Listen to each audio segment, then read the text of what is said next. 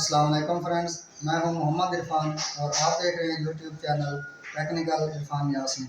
Technical Irfan Yasin में आपको खुश आमदीद। तो फ्रेंड्स, आज जो है आपको दिखाएंगे कि अगर आपके पास पुराना यूपीएस पड़ा हुआ है और आप उसके साथ सोलर लगाना चाहते हैं और आपके पास पैसे भी कम हैं, तो आप कम से कम बजट में किस तरह आप जो है ना मैनेज करें कि आपका सोलर भी काम आए और आपका जो पुराना यूपीएस है वो भी काम में आ जाए।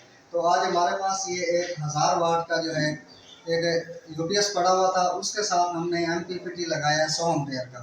इसके साथ हमने 3 प्लेटें लगाई हैं लिंको की और उनके कनेक्शन जो है वो हमने सीरीज़ में किए हैं।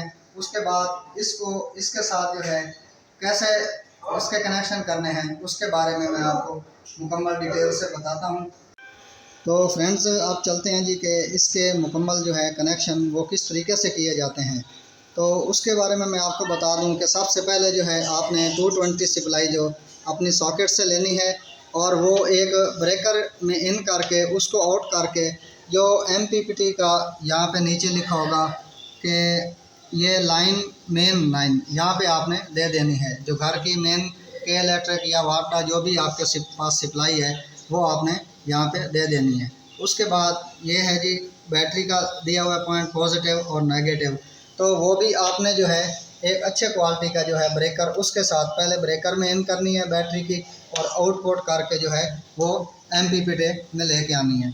उसके बाद तीसरे नंबर पे सोलर आ जाता है, ऊपर सोलर से आएगी, ठीक है जी। उसके बाद ये डीसी ब्रेकर लगा हुआ है हमारे पास, तो इसमें आपने पहले सोलर को इन करना है और सोलर इससे आउट करके आपने एमपीपीटी में दे देना है ताकि एक मुकम्मल सेफ्टी रहे। कोई शॉर्ट सर्किट वगैरह होता है तो हमारे सर्किट ब्रेकर ट्रिप करें, ठीक है जी। तो उसके बाद 2 जो है ब्रेकर लगाए हुए हैं, ये एसी के हैं और ये 2 डीसी के हैं। एक इसकी सप्लाई जो है वो इसके थ्रू इन करनी है हमने और जो आउट होगी यूपीएस से वो इसके थ्रू होगी। और जो सिलेक्टर हमने लगाया है वो इसलिए लगाया है कि कभी यूपीएस में फ़ॉल्ट आ जाता है या एमपीपीटी में फ़ॉल्ट आ जाता है तो आप इसको जो है 2 पे रख के डायरेक्ट के इलेक्ट्रिक या वापडा पे चला सकते हैं, ठीक है जी। उसके बाद जो है मैं आपको बताता हूँ जी कि यूपीएस के कनेक्शन जो है ना वो किस तरीके से करने हैं। तो ये आपका यूपीएस की जो मेन लाइन होगी जो आप मेन प्लग में लगाते हैं इसको 220 सप्लाई देने के लिए, वो आपने एमपीपीटी के साथ जो है जो बना होगा एक सॉकेट उसमें लगा देनी है। उसके बाद जो आपकी बैटरी के कनेक्शन हैं वो जो बैटरी है उसके ब्रेकर के साथ आउटपुट पे देने हैं, जो बैटरी की डायरेक्ट सप्लाई होगी वहाँ पे दे देने हैं। उसके बाद आपकी ये सॉकेट आ जाती है आउटपुट की, यहाँ से आप जो है आउटपुट फेस निकाल के आगे जितना भी आपने लोड चलाना है वो सेलेक्टर के थ्रू आप नीचे ब्रेकर में देंगे और ब्रेकर से निकाल के आउट कर देंगे। तो फ्रेंड्स, ये तो था आज का हमारा जो है प्रोजेक्ट जिसे हमने कंप्लीट किया अल्हम्दुलिल्लाह सक्सेसफुली।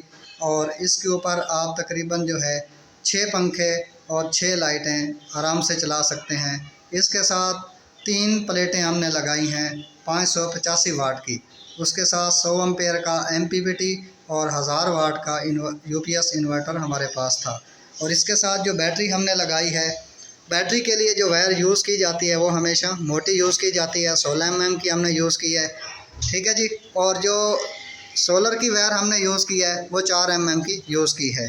तो अब मैं आपको बता दूं कि हमने इसके साथ जो है एक ट्यूबलर बैटरी लगाई है, ठीक है जी। फिनेक्स कंपनी की है, ये TX 2500 है और ये 230 एम्पेयर की है, ठीक है फ्रेंड्स। तो उम्मीद है कि आपको इसके मुकम्मल कनेक्शन वगैरह समझ आ गए होंगे।